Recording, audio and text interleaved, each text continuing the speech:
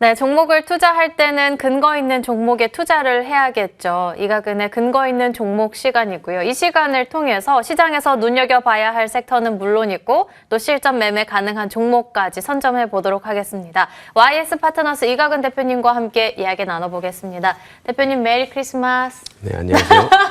수줍게 인사를 해주셨는데 어때요? 저 잘 어울리나요? 아, 네네. 아유, 감사합니다.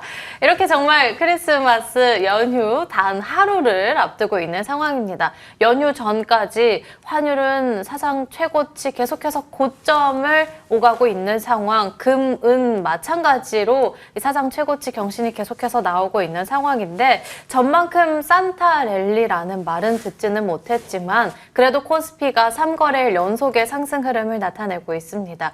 이렇게 바쁜 시장 와중에서도 저희는 꼭 눈여겨봐야 하는 섹터들 찾아봐야 될 것 같은데 오늘의 섹터를 찾아보기 전에 어제 장 마감 이후에 굉장히 중요한 이슈가 나왔기 때문에 이에 대한 점검을 하고 넘어가 보겠습니다.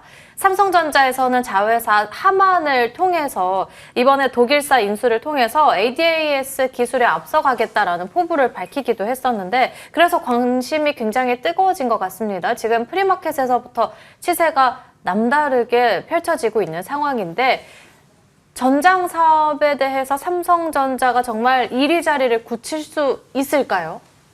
아, 네. 오늘 가지고 나온 섹터도 자율주행이었는데 이게 사실 네. 밤사이에 이제 삼성 하만이 독일의 ZF, 그러니까 이게 독일의 굉장히 큰 자동차 종합 부품 기업입니다. 네. 그러니까 실제로 뭐 아우디, 폭스바겐 그룹의 전체 그 미션 뭐 이런 것들이 다 ZF 미션일 만큼 굉장히 큰 회사인데 그 회사에서 에이다스를 인수한다라는 내용인데 사실 10년 전만 하더라도 애플카라는 단어들 많이 나왔죠. 이제 네. 애플이 자동차를 만들고 전기차가 되면서 전자제품 회사들이 자동차에 진출할 거다. 막 이런 각종 썰들이 나왔는데 결국 이제 실제로 이루어진 건 없었고 그러면서 그 와중에 이제 삼성도 만들 거다 이랬는데 이제 삼성이 2017년에 하만을 인수하면서 자동차 완성품이 아니라 이쪽 전장, 그러니까 자동차 부품 쪽으로 네. 본격적으로 시장을 진출하면서 반도체 이외에 또 다른 시장을 크게 가져올 거다라고 이제 예상들을 많이 했었죠. 근데 이제 실제로 하만을 인수한 다음에 한 몇 년간은 되게 조용했어서 이거 네.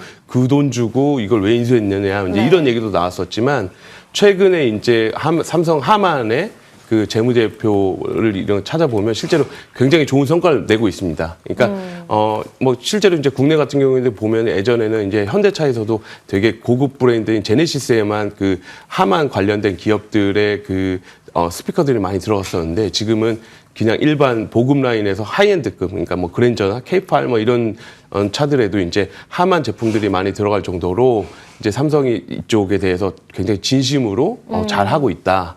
그 와중에 이제 요거 에이다스 인수까지 이제 해왔기 때문에 삼성이 이쪽을 제2의 또 다른 반도체로 키우고 싶은 그런 계획을 가지고 있는 거 아니냐라고 볼 수 있을 것 같고요.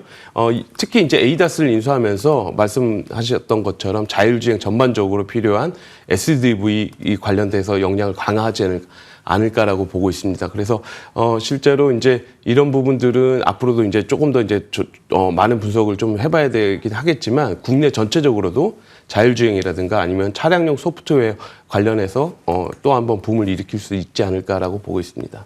하만을 인수한 지 2017년도니까 아마 8년쯤 됐잖아요. 하만의 재무제표를 보면 요즘 굉장히 좋은 성적 내고 있고 정말 에이다스 인수를 통해서 삼성이 제2의 반도체를 노리는 거 아니냐라는 기대감까지 나오고 있는 상황. 그래서 오늘 이렇게 힌트가 나왔습니다. 오늘 눈여겨볼 섹터는 바로 자율주행이 될 것 같습니다. 자율주행 안에서도 성큼 다가온 시대 최후의 승자는 누가 될 수 있을까에 대한 질문을 던져보도록 할 텐데 지난주에는 정말로 이 운전자 없이 운행을 하는 로보택시가 공개를 되면서 엄청난 붐을 일으키면서 테슬라가 결국에는 최고치로 거래를 마치게 됐는데 테슬라 움직임에 조금 더 기대를 걸어봐도 괜찮은 상황인 건지요?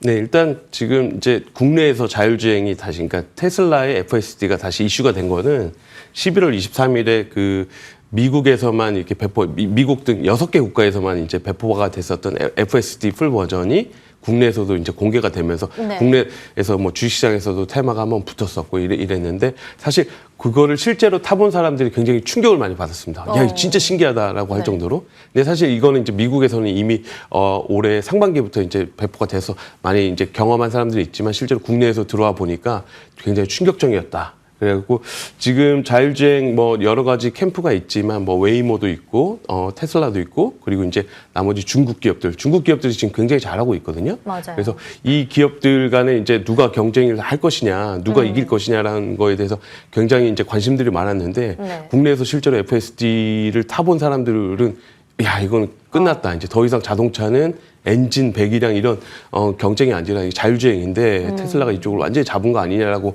생각을 했고 이게 뭐 까마귀 날자 배 떨어진다라고 이게 국내에 출시된 이후에 바로 얼마 있다가 이제 그 국내 현대기아차의 그 자율주행을 담당하시는 임원분이 이제 회사를 그만두셨는데 오. 이제 그 정도로 이제 회사가 좀 이 전반적으로 시장에 미친 영향이 굉장히 컸었다라고 네.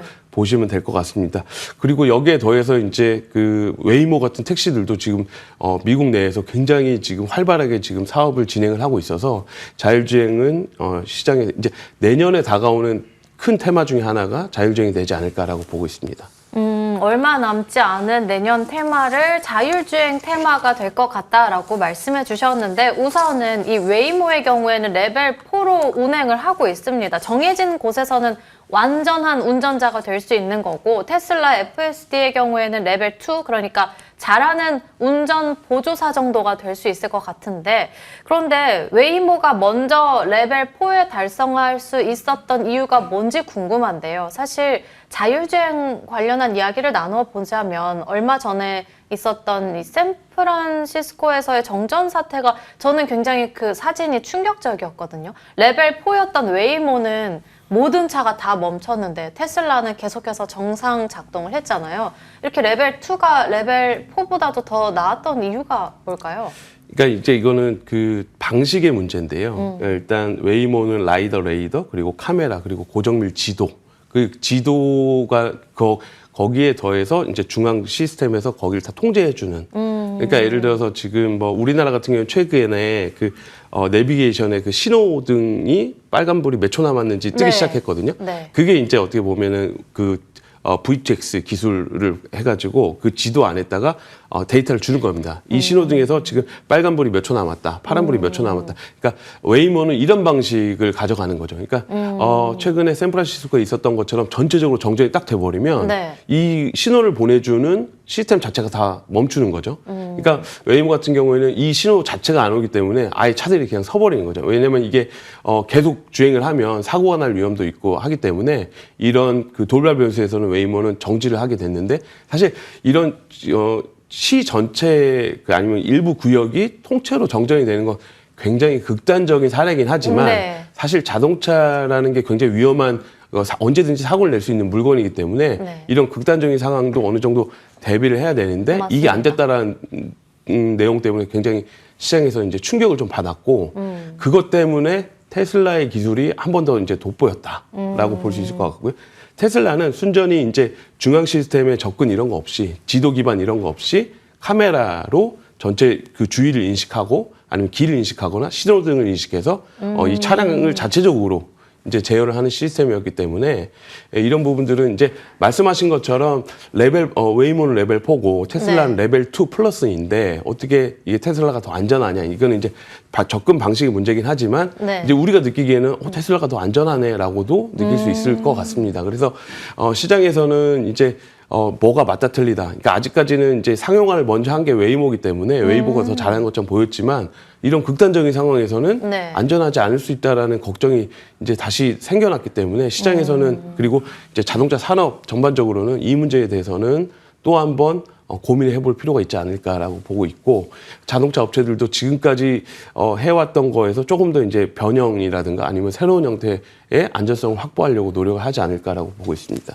웨이모의 경우에는 그러니까 지도 기반으로 해서 준비된 이 박스권의 환경 안에서는 정말 정확하게 움직일 수 있기 때문에 안정성 면에서도 좋다라는 판정이 나왔지만 이에 비해서 테슬라는 카메라 방식으로 움직이기 때문에 어디서든 학습이 가능하고 또 확장성도 굉장히 크다라고 보고 있습니다. 그러니까 현재 성적표는 웨이모가 승인 거고 앞으로의 잠재력은 테슬라가 조금 더 크다고 설명을 해주신 건데 그럼 앞으로의 진화 방식에 대해서도요. 이런 점보다는 이 카메라 방식에 학습해 나가는 방식으로 확장해 나가겠죠? 그 업체들마다 이제 지금까지 해온 길이 있기 때문에 이제 그걸 갑자기 바꾸는 게 굉장히 어려울 것 같고 이제 지금까지 말했던 거에서 이제 가장 중요한 거는 이제 시장이 SDV 즉 소프트웨어 중심으로 이제 갈 가능성이 굉장히 크고 명확해졌다라고 볼 수 있을 것 같습니다. 그래서 이 자율주행에서 SDV로 가기 위해서는 첫 번째는 EE 아키텍처 네. 기반을 확실하게 이제 가져가야 되고 두 번째는 고성능 SoC를 중심으로 한 컴퓨팅 플랫폼. 그러니까 말씀하셨던 것처럼 그 자동차 자체에서도 빠른 연산을 통해서 네. 이게 장애물인지 사람인지 길인지 이런 것들을 빨리 판단을 할 수 있어야 되고요. 세 번째가 이제 이런 것들을 다 아우를 수 있는 통합형 OS가 필요하다라고 볼 수 있을 것 같습니다. 그래서 이런 것들을 종합해서 말씀드려 보면 이제 삼성 하만의 GF 인수 그리고 이런 그 지금까지 말씀드렸던 기술의 발전들을 종합해 보면 국내 자율주행 산업은 이제 내년에 또 한번 도약할 수 있을 거라고 보여지고 그리고 SDV 관련된 소프트 기업이랑 전장용 카메라 이런 기업들의 수혜가 예상이 된다라고 볼 수 있을 것 같습니다. 계속해서 확장성, 비용 그리고 안정성 측면에서는 앞으로는 SDV 쪽으로 갈 수밖에 없다라고 설명해 주신 건데 라이다에서 카메라 중심으로 해서 전략이 계속해서 바뀌고 있다는 점도 체크해 보시면 좋을 것 같습니다. 그러면 이제는 대표님께서 말씀해 주신 대로 SDV 쪽으로의 전략이 굉장히 빠르게 진화할 거다 말씀해 주신 거라면 소프트웨어 봐야 되는 거예요? 아니면 저희 뭐 전장 카메라 관련해서 봐야 되는 건지 어떤 쪽 위주로 해서 보는 게 좋을까요? 네, 일단 뭐 둘 다 같이 보는 게 이제 좋은 것 같고요. 일단 국내에서는 전장용 카메라 관련해서는 이제 퓨런티어가 이제 가장 수혜를 보고 있는데 이제 퓨런티어 같은 경우에는 지금 아까 말씀드린 중국이 자율주행이 굉장히 빠르게 성장하고 있습니다. 그리고 그 중심에는 중국의 옴니비전 그리고 스마트 센스 같은 중국 기업들의 그 차량용 CIS를 제조하는 업체들인데 그 업체들과 관련된 기업들이 이제 퓨런티어이기 때문에 이런 부분들이 이제 실제로 이제 시장에서 곽강을 받고 있는 거고요. 그리고 말씀드렸던 것처럼 SDV, 그러니까 이 차량에서 하드웨어가 아니라 소프트웨어 중심으로 이제 앞으로 발전을 하면 이 소프트웨어를 어떤 식으로 잘 통합하고 검증하고 인티그레이트 하느냐 이런 부분들이 앞으로 시장에서 이제 관심을 받을 거라고 보고 있습니다. 오늘 퓨런티어 관련해서도 말씀을 해주셨는데 자율주행 카메라 관련한 종목이라면 퓨런티어 말고도 또 여러 종목들이 기다리고 있습니다. LG 이노텍도 있고 삼성전기, MC넥스 같은 종목들도 있는데 저희가 이렇게 너무 깔끔하게 정리가 되어 있습니다. 자율주행 관련해서 카메라도 있고요. 수동 부품, 디스플레이, 충전기, 차량용 반도체, 그리고 스마트 솔루션 관련한 종목들까지 한 판에 정리가 쫙 되어 있습니다.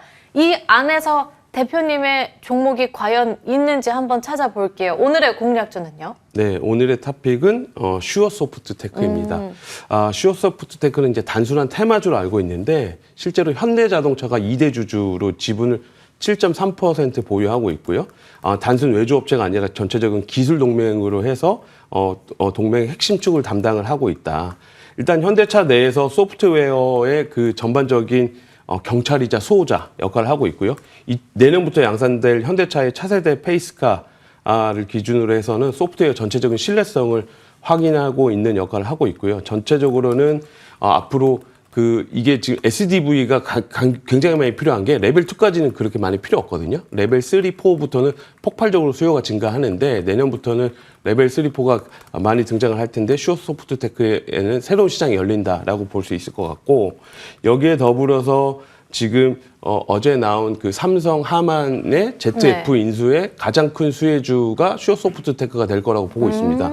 일단은 기본적으로 현대차가 대주주 지분을 가지고 있으면서 현대차랑은 확실한 이제 비즈니스 관계를 가지고 있는데 지금은 이제 그 삼성이 하만의 에이다스를 인수하면서 SDV로 가기 위한 핵심 기술을 한 거고 에이다스 기능 자체가 굉장히 복잡하기 때문에 소프트웨어 도구가 굉장히 중요한데 슈어 소프트 테크는 자체적으로 이미 에이다스의 인스펙터, 에이다스의 검사 소프트웨어가 이미 가지고 있거든요. 그래서 삼성과 이제 지금은 현대차랑만 협력을 하고 있지만 지금 네. 삼성으로도 협력할 가능성이 굉장히 크다라고 보고 있고, 두 번째는 깐부 회동에서 봤다시피 네. 삼성, 엔비디아, 현대차가 저번에 이제 또 하나의 그 내년에 앞으로 있을 자율주행 관련해서 네. 이제 협업을 하기로 했다라는 내용이 공식적으로 보도가 됐는데 네. 그 중심에는 이제 삼성, 현대차가 있겠지만 그 보조 역할을 하는 게 슈어소프트테크가 말씀드렸던 것처럼 SDV를 개선시키기 위한 그 소프트웨어 검사 그 기능들을 계속해서 이제 많이 보급할 가능성이 크다라고 보고 있고, 그리고 ZF 자체가 그 글로벌 굉장히 큰 기업이기 때문에 네. 만약에 요번에 이제 삼성화만이 인수를 하면서 네. 국내 현대차 그리고 네. 이제 슈어소프트테크까지 다 같이 협력을 하기 시작하면 네. 요거를 발판으로 국내 업체뿐만 아니라 다른 글로벌 자동차 업체들까지도 아니면 다른 그 소프트웨어 업체들까지도 진출할 수 있는 기회가 될 거다라고 보고 있습니다. 그래서 이번 그 삼성 하만의 GF 인수의 가장 수혜 중에 하나가 슈어소프트테크가 아닐까라고 저는 보고 있고요. 목표 주가는 9,000원, 손절가는 6,500원 보고 있습니다. 지금은 현대차와 협력하면서 현대차가 2대 주주로 있는 상황인데, 어제 나왔던 이 삼성전자 하만의 M&A 소식에 따라서 가장 큰 수혜도 기대되는 종목으로 오늘 공략주로는 슈어소프트테크를 거론해 주셨습니다. 목표 주가는 9,000원, 손절 라인은 6,500원으로 대응해 보도록 하겠습니다. 지금까지 YS 파트너스 대표 이각은 대표님과 함께 이야기 나눠봤습니다. 대표님 메리 크리스마스.